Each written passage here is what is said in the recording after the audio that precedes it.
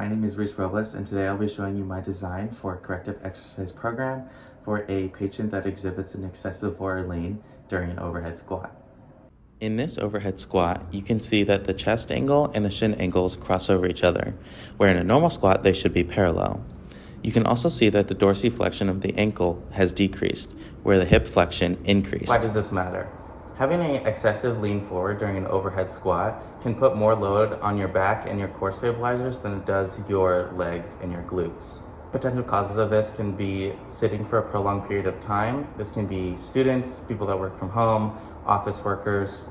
Some injuries that can be caused from this are lower back pain or sprains to their glutes, their hamstrings, and their groin. And looking at their range of motion and doing some of these testing, you can see that they have decreased ankle dorsiflexion and decreased hip extension. Because of MMT and range of motion testing done on the LPHC in the lower extremities, we were able to find our overactive and underactive muscles. The muscles that we found to be overactive was the soleus and the gastrocnemius. Because of the tightness in this area, it led to a decreased dorsiflexion in the ankle. And because of this, the anterior tibialis was our underactive muscle. Because of these overactive and underactive muscles, the LPHC had to compensate for the center of gravity being off by excessively leaning forward. Another muscle that we found to be overactive during our MMT and range of motion testing was the latissimus dorsi. This is because the latissimus dorsi was compensating for the underactive muscle, which was the gluteus maximus. The gluteus maximus's inability to keep an upright trunk position forced the latissimus dorsi to use synergistic dominance to create stability during the overhead squat. So to start the corrective exercise continuum, I'm going to have my client use a foam roller to their gastrocnemius and their soleus. The purpose of this is to release any tension and decrease any activity of overactive neuromyofascial tissue in the body. So for this exercise, you're going to have them be on their arms and their legs for plant and support while they roll out their opposite leg. We're going to want to do this daily, and when they find a trigger point, they're going to want to hold it for around 30 seconds. Some progressions that you can do with this is add an additional leg on top to add more pressure to that trigger point. You can also do this with a lacrosse ball to be a more precise part of that trigger point. So for the lengthening portion of the corrective exercise continuum, I'm going to have my patient perform this gastrocnemius stretch on the wall. The purpose of this is to increase extensibility, length, range of motion of the neuromyofascial tissue within the body.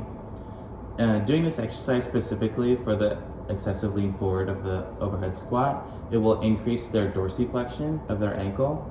You're going to want to perform this daily, and you're going to want to hold this for around 30 to 60 seconds per stretch. And the progression of this is using another person or using a band. There are plenty of ways to do a gastrocnemius stretch. The wall is just the easiest because it's most accessible. So to continue through the corrective exercise continuum, at the activation stage, I'm going to have my client perform glute bridges. To perform this exercise, you're going to have your client put their feet 1 foot away from their glutes, and they're going to extend their hips into hip extension, and where their hips are in line with their shoulders and their knees. So the purpose of this is to re-educate and increase activation of underactive tissues. In this case, it is the glutes. I'm going to have my client do this around 3 to 5 days, 1 to 2 sets of 10 to 15 reps. Specifically, I'm going to have my client do this 3 times a week, 2 sets of 10 at moderate intensity. To also perform this exercise, you're going to have a 2-second isometric hold at the top and a 4-second eccentric contraction. To progress this exercise, you can add a ball to add instability on the back, or you can do it single-legged, or you can add a band to increase production of the gluteus medius. Some regressions you can also do is just to hold the exercise. Continuing through the corrective exercise continuum, the final stage is the integration stage. During this stage, I'm going to have my client perform a wall ball squat with an overhead press. This will activate muscles in their glutes, in their hamstrings, their quads, their gastrocs, and then all the way up to their shoulders, their upper traps. So to perform this, I'm going to have my client stand 2 feet away from the wall and have a yoga ball in between them. And they're going to go into their eccentric motion of a deep squat.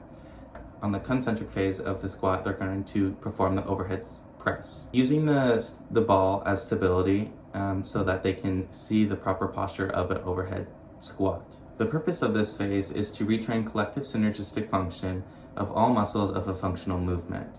I'll be having my client do this 3 times a week for 1 or 2 sets of 10 to 15 reps.